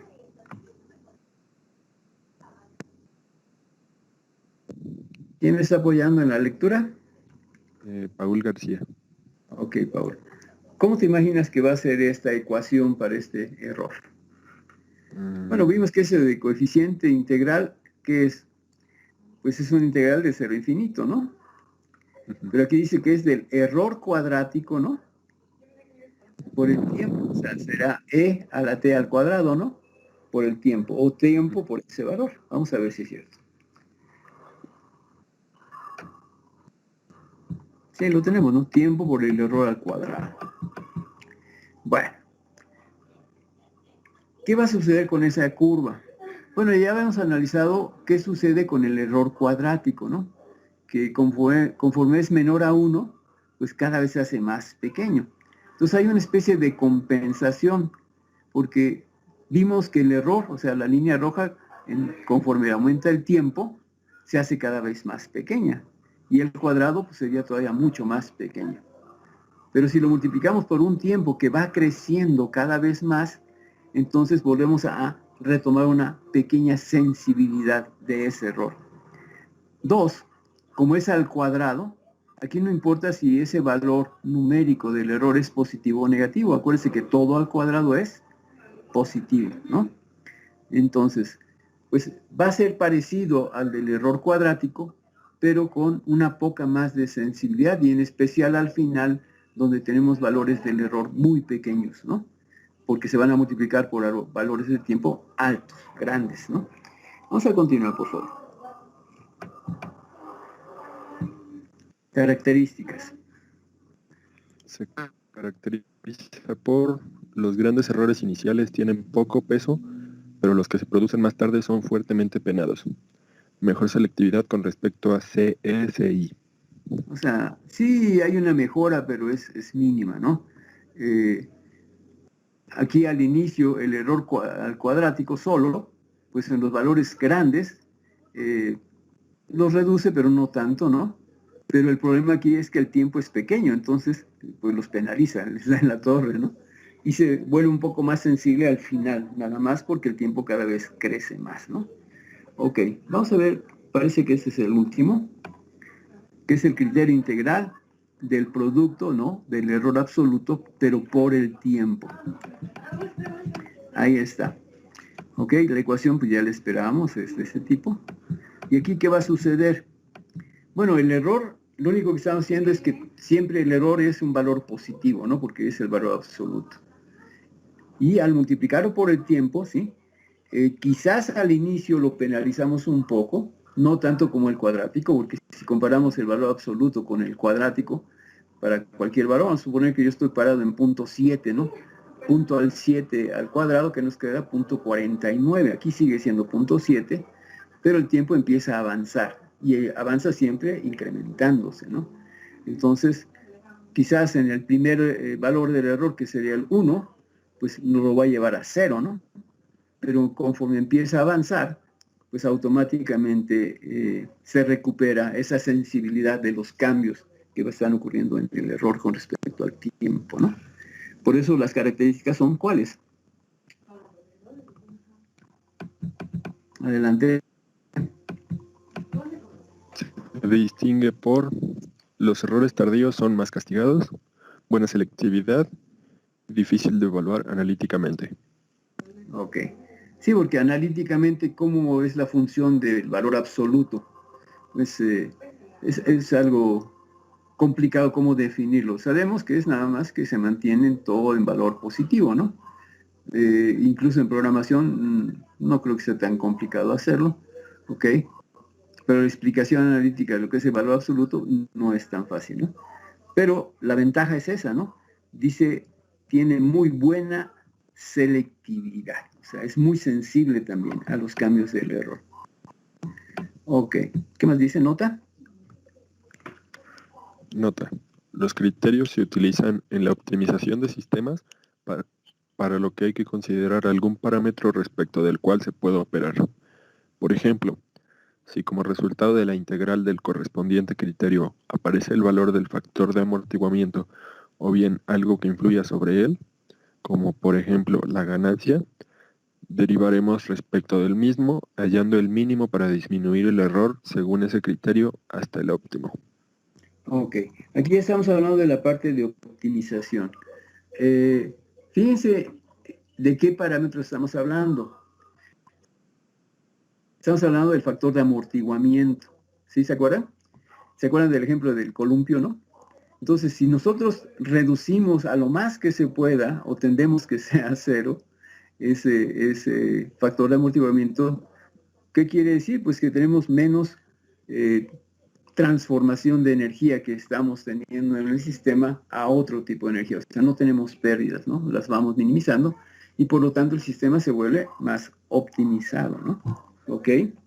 Les hablaba yo que cuando se empezó a estudiar esto con la criogenia, y que nos dimos cuenta de que conforme bajamos las temperaturas, los elementos resistivos tendían a cero, ¿sí? Se pudo evaluar que podíamos almacenar información o energía en este caso en la parte capacitiva que iba a estar siendo transmitida a la parte inductiva, pero no se iba a desperdiciar esa energía, iba a estar viajando de un lugar a otro, ¿ok? De hecho, se han oído hablar de las nuevas computadoras cuánticas que va a haber, ¿no? O ya usando átomos, donde supone que con una batería tú las echas a andar y van a tardar años, cientos de años, sin necesitar de que le volvamos a meter cierta energía, porque realmente no se va a desperdiciar, ¿sí? En mis tiempos, en los 60, cuando estaba yo estudiando ese tipo de cosas, pues parecía algo fantástico, ¿no? Hablamos del cero absoluto y todo eso. Actualmente hay materiales que ya con menos 40, menos 60 grados, que ya no es el cero absoluto, podemos tener materiales de alta conductividad. Entonces, ya es posible hacer esto. Y ahorita donde se está practicando, pues es en el espacio, ¿no? En la estación espacial, en los cohetes que se mandan, en todos esos robots que se han mandado a Marte y todo este tipo de cosas. Sí se han dado cuenta que, por ejemplo, hay un robot que ya lleva ya casi 4 o 5 años, ¿no? Y tiene unos pequeños paneles solamente para recibir esta energía, de un sol que llega totalmente disminuido a la atmósfera de Marte, que incluso tiene otros componentes donde llega pues esa luz solar muy disminuida porque hay muchas partículas en esa atmósfera, y aún así con esa pequeña energía que logran captar es más que suficiente para que siga funcionando durante 4 años, ¿no? Entonces, es debido precisamente a esto, ¿no? De que conforme ese factor de amortiguamiento lo podemos ir reduciendo, pues llega un momento que el sistema es totalmente óptimo, ¿no? De alta eficiencia. Ok.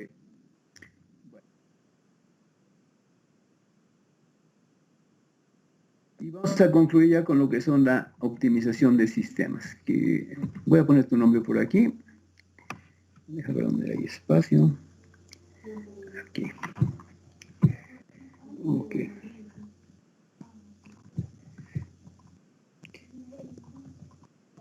Para esta unidad, les voy a ser honestos, no vamos a estar aplicando estos criterios todavía. Les digo que eso lo vamos a hacer con mucho más detalle en la unidad 3, cuando empecemos a aplicar lo que ya es control de sistemas, ¿ok? Pero es necesario que tengan una idea de cómo, porque van a encontrar por ahí que se pueden calcular los parámetros de un controlador PID aplicando el criterio CIA, CIA-T o lo que sea, y ya tienen que tener ustedes la idea de qué estamos hablando, ¿ok? ¿Cuál es tu nombre, cuate? Paul García. Paul. Paul, P-A-U-L. Muy amable. Ok, de todas maneras sí les recomiendo que lean una lectura y más bien con el fin de que cuando platiquemos más adelante de estos criterios integrales del error, pues sepamos de qué estamos hablando, ¿ok? Adelante, ¿quién me apoya ahora con lo siguiente?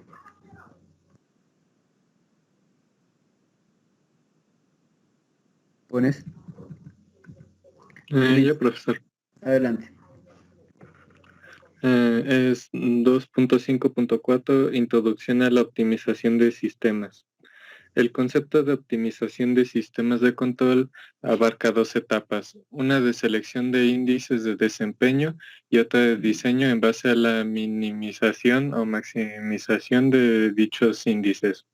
Al resolver problemas de sistemas de control óptimo, por ejemplo, se tiene por objetivo hallar un procedimiento para determinar la acción de control sujeta a restricciones que disminuyen en alguna medida el comportamiento ideal. Tal medida habitualmente está dada por un criterio de optimización de un índice de...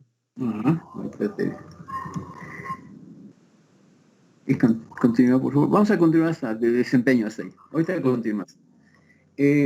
¿Alguien le quedó claro por qué hablamos aquí de minimización o maximización de dichos índices? Índice de desempeño, obviamente.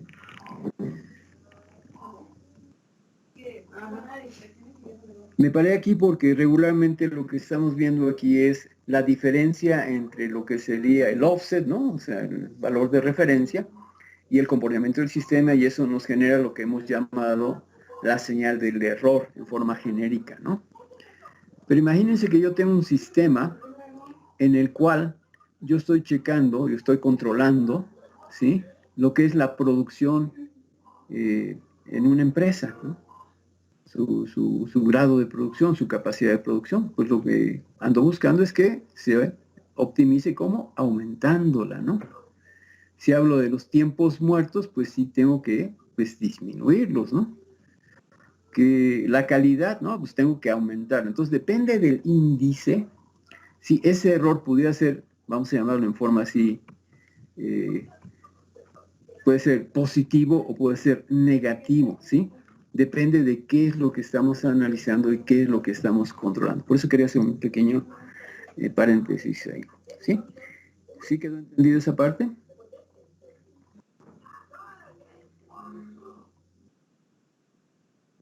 Sí, profe. Es como ahorita la computadora de un vehículo, ¿no?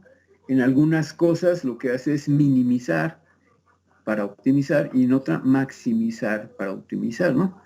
Ejemplo, el uso de la gasolina, ¿no? El uso de la gasolina tendemos a usar menos litros para tener mayor potencia y tener pues un mayor alcance, ¿no? ¿En qué otra sería al revés? Donde lo que tenemos que controlar se tiene que minimizar pues para obtener un buen desempeño. Pues podría ser en la misma gasolina, no queremos usar tanta gasolina porque es cara, ¿no? Entonces ahí tratamos de gastarlo menos y tener un mejor desempeño. Entonces depende, ¿sí?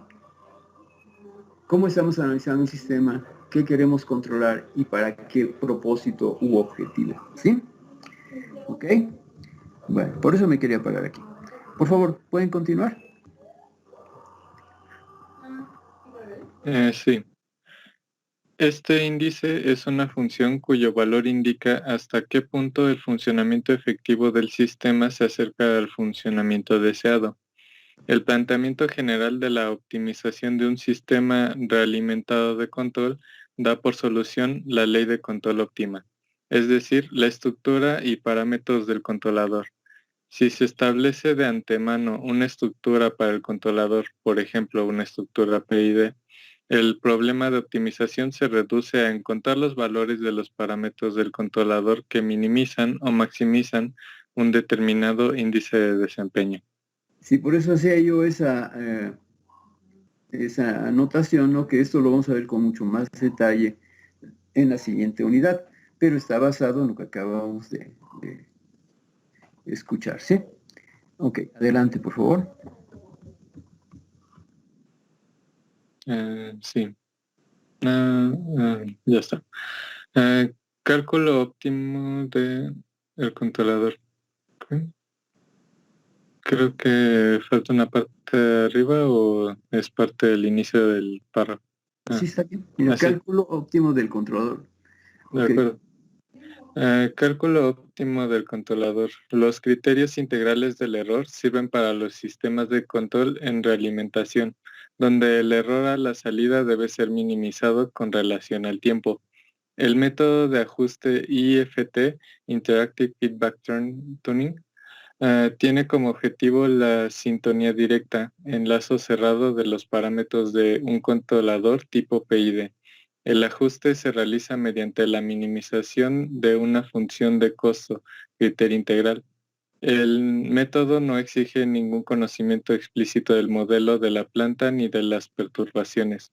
Se trata de ajustar los parámetros P del controlador de manera que minimice cierta función de costo típicamente relacionada con el error de seguimiento de la referencia y con el esfuerzo de control, como se muestra en la siguiente ecuación.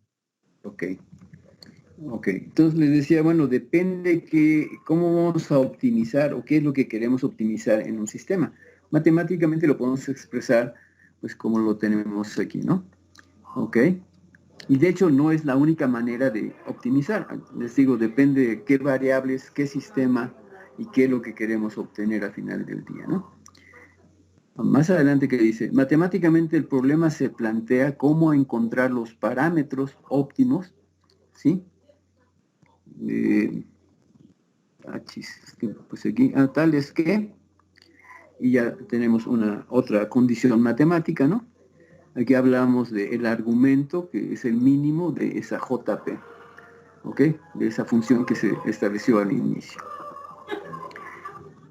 Quiero decirles que esto es una manera general de cómo optimizar cosas, ¿no?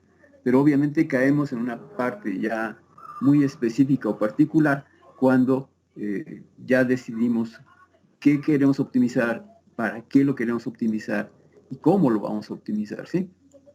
Aquí es un análisis genérico, ¿no? Ok. Bueno. Adelante, por favor. Donde RK, ¿qué? Sí. Donde RK es el hessiano de J y delta. ¿No? Sí, delta. Es el paso. Okay. Sí, es el paso de optimización. En cada iteración, el algoritmo propone un nuevo vector de parámetros, P por K más 1, que modifica los parámetros de la iteración anterior, P de K, según un vector relacionado con el gradiente de la función de coste con respecto a los parámetros. Ahora bien, para poder aplicar este algoritmo, se necesita conocer el gradiente del índice. Es evidente, sin embargo, que dicha magnitud depende de la función de transferencia de la planta, que se asume desconocida. La principal aportación del método IFT es haber hallado la manera de estimar dicho gradiente a partir de experimentos sobre el sistema enlace cerrado. Okay. Primero se sabe que un estimado MST es gradiente de la función de costo puede ser hallado como... Ok. Es un tratamiento puramente matemático, pero habla de tendencias, de pendientes. O sea, el gradiente que estamos mencionando aquí en realidad es la pendiente.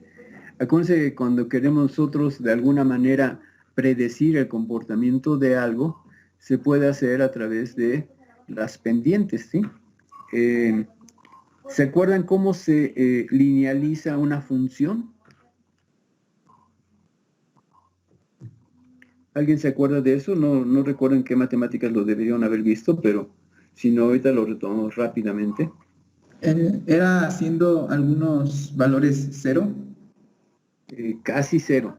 Si vamos a suponer que yo tengo una señal de salida de un sistema, pues las que hemos estado viendo de una oscilación decreciente, pues son muy simples realmente, ¿no? Son fáciles de seguir, ¿no? ¿Qué pasaría si yo en lugar de tener una salida de ese tipo, tengo una salida que se llama estocástica? O sea, que brinca para arriba, para abajo, vuelve a subir, vuelve a bajar. O sea, no tiene un orden bien establecido. ¿Ok? Sería un sistema no lineal. ¿Ok? Porque no lo puedo aproximar con líneas rectas y en especial cuando estos puntos de la línea recta están muy separados. Entonces, ¿qué hacemos? Hacemos lo que acabas de mencionar. Tendemos a que la diferencia entre los puntos que yo voy a tomar para analizar el sistema, entre más pequeño los haga, llega un momento que una línea recta coincide exactamente con el comportamiento del sistema. Y de esa manera linealizamos cualquier sistema, ¿sí? Entonces, minimizando los tiempos de análisis del sistema. Por eso aquí hablaba de algo que es muy importante. El paso de integración está relacionado con qué tanto me estoy ajustando al comportamiento del sistema, ¿ok? Y en base a eso sí lo puedo optimizar, ¿sí? Si yo no tengo esa información de cómo se va a ir comportando mi sistema o cómo puedo predecir que se va a comportar mi sistema, pues tampoco puedo optimizar, ¿sale? Esa es la conclusión que tenemos que llegar hasta este momento nada más. No me voy a meter muy riguroso en la parte matemática. Y concluimos con... Sí. Bueno, donde YP igual... Aquí es una Y es testada, una así sí, de Rho, es igual a la Y de Rho menos Y a la D, ¿no? Okay. Sí. Es una ecuación. Sí, siendo y la salida del sistema. Siendo Y es el parámetro sí, Y. Dejen poner incluso en oscuras, ahí está ya, siendo Y. Ok, es siendo Y la salida del sistema en lazo cerrado y D y la Ahora salida sí deseada. Sí. Okay. Para calcular los gradientes del índice se debe primero obtener los gradientes de la salida del sistema y del controlador con respecto a los parámetros de este último. Ahí está. Ahí es lo que yo hablaba, ¿no? Uno define dos puntos, ¿no? Uno de entrada, otro de salida, y podemos en base a eso, si se fijan aquí tenemos la salida del sistema es la y la salida deseada, o sea, lo que quisiéramos que estuviera haciendo era la D, y comparando esos dos, podemos sacar un gradiente de aproximación de si qué tan cerca estamos de lo que queremos que haga mi sistema, ¿no? También aquí va a haber esa definición que hemos manejado arriba, que es la tolerancia, ¿no? A veces cuando queremos que un sistema haga exactamente lo que queremos que haga, casi todo es posible que se logre, pero a veces el costo es muy caro, o los tiempos de integración muy caros, o los métodos que se tienen que utilizar demasiado complicados y cosas por el estilo. Pues hay un compromiso por ahí también entre qué tan cerca para mí ya las cosas están bien, ¿sí? Y acuérdense que cada vez que hacemos eso, tenemos que aceptar un error real de que el sistema realmente no está haciendo lo que uno quiere que haga, ¿no? Pero que si lo queremos hacer mucho más justo, ¿sí? Es demasiado complejo o demasiado caro, ¿ok? Entonces, más adelante también vamos a ver cómo se manipula ese control de los sistemas, ¿sí? De tal manera que estén dentro de lo que nosotros vamos a definir como aceptable, ¿no?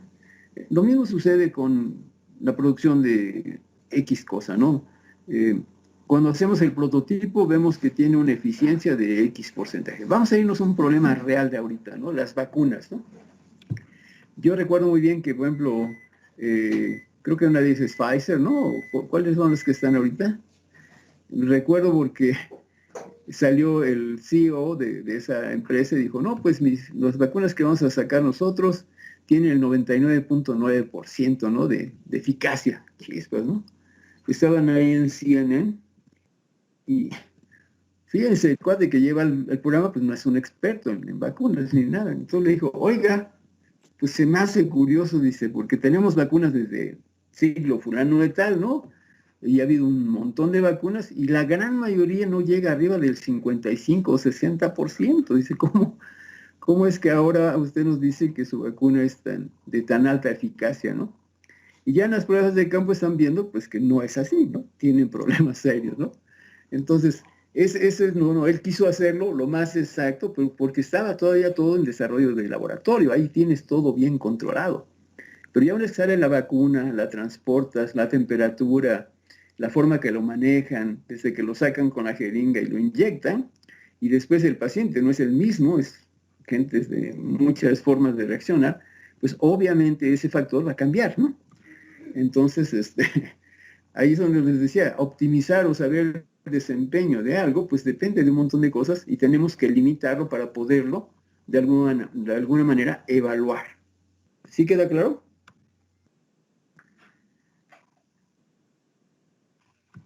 ¿Jóvenes? Sí, profe. Sí, profe. Espero que sí. Les digo, ya vamos a ver con detalle y ya de una manera aplicada en lo que son los controles PID. ¿Cuál es tu nombre, cuate? Daniel Sierra. Señor Daniel Sierra.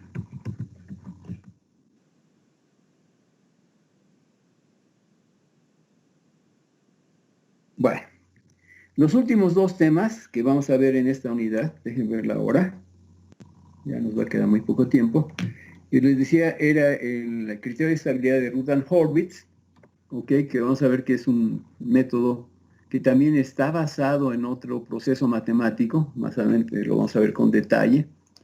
Es un proceso matemático que se utiliza para, no tan solo para lo que estamos viendo de control, sino se usa para muchas otras cosas, pero que al aplicarlo al control, pues lo que nos va a identificar es que de una ecuación característica de un sistema, ya sea en lazo abierto o lazo cerrado, vamos a definir si algunas raíces de esa ecuación característica están localizadas en el semiplano derecho. ¿Por qué es importante esto? Bueno, porque sabemos que con un solo polo o una sola raíz, porque las raíces de la ecuación característica son los polos, que esté en el semiplano derecho, automáticamente el sistema es inestable. ¿Ok? Ese método también nos va a permitir saber qué raíces pudieran estar sobre J omega, que también es algo que no estamos deseando, ¿no? En un sistema, el comportamiento de un sistema, ¿no? Deseamos que el sistema siempre sea estable. De hecho, más adelante, les decía en la unidad 3, pues vamos a iniciar con un sistema que sea inestable y lo vamos a controlar para que se comporte estable y cosas por el estilo, ¿no? Entonces vamos a ver precisamente eso aquí en el criterio de estabilidad de Rutherford-Horwitz. Y el último tema de esta unidad, o sea, me falta solamente este y el que sigue, es un método geométrico, o más bien gráfico, que es el lugar geométrico de las raíces.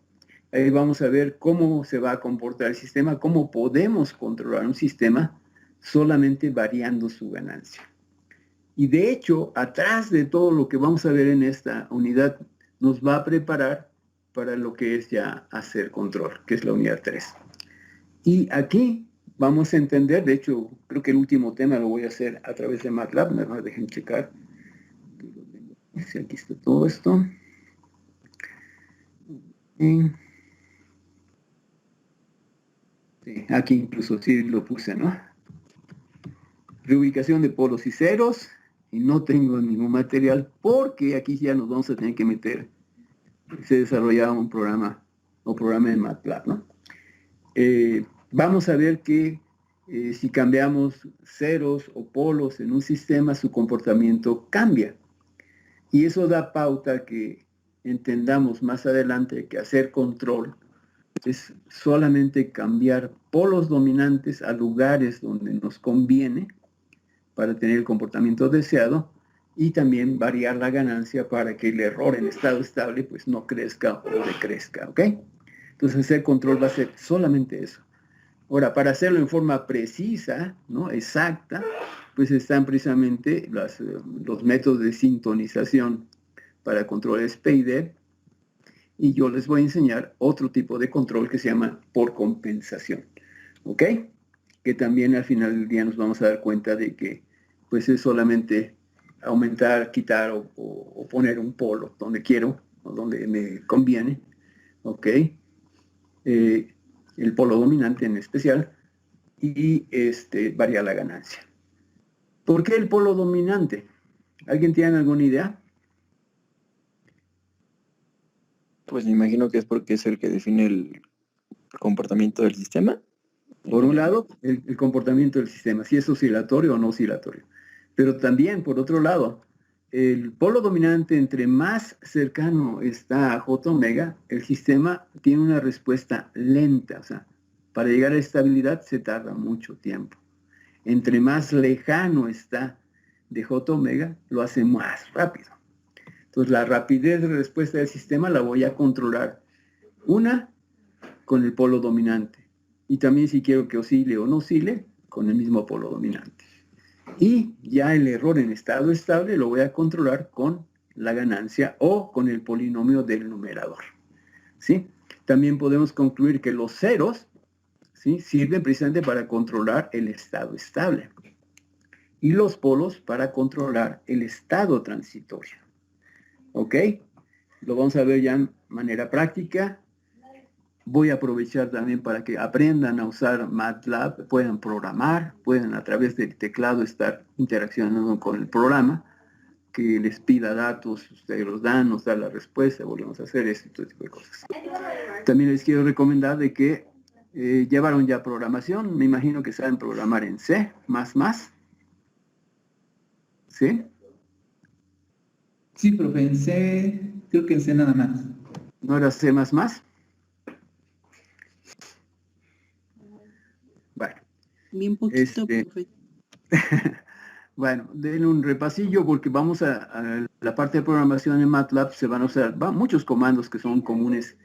De hecho, deben entender C++ o C, el lenguaje C, pues es la raíz de todos los nuevos lenguajes que hay hasta ahorita, ¿no? Java, por ejemplo, que es de los más avanzados, y hay otros más que todavía ya están surgiendo, todos están basados en C++, ¿ok? Entonces, denle un pequeño repaso porque vamos a empezar a programar en MATLAB con comandos muy, muy similares o iguales a los que vieron en su curso de programación, ¿ok? Bueno, pues yo creo que por el día de hoy ya avanzamos bastante. Les digo, me falta solamente Rudhan-Horvitz. Vamos a ver algunos ejercicios, casos especiales, cosas por el estilo. Y después veremos lo que es el lugar geométrico de las raíces, ¿ok? Va a haber suficiente material para este segundo examen. No tenemos aquí un trabajo de investigación, ni presentación, ni nada. Eso va a estar reservado para la siguiente unidad. Entonces sí hay que estudiar mucho porque aquí va a ser solamente tareas y el examen. ¿Ok? Y obviamente, bueno, la participación que han tenido cada uno de ustedes en el apoyo que me dan aquí en la presentación de la unidad. ¿Sale? Entonces voy a regresar a donde nos quedamos, que es el criterio de estabilidad de Rudhan-Horvitz. Ok, para dejarlo listo para la siguiente. Aquí está. Aquí nos vamos a quedar. ¿Vale? ¿Alguna pregunta o algo por el estilo de lo que acabamos de ver? Ojo, le estoy diciendo que la parte de los criterios dinámicos, ¿no? De error dinámico, pues necesito que lo vean solamente como información, la tengan siempre ahí presente y que sí la vamos a estar utilizando en la siguiente unidad, ¿ok? O sea, es informativa hasta este momento nada más. No vamos a aplicar nada aquí, ¿ok? Sí vamos a ver con detalle y se va a aplicar, incluso voy a venir en el examen, pues los criterios de error estático de posición, de velocidad, de aceleración, ¿no? Vamos a ver las diferentes formas de saber si un sistema es estable o no. Y de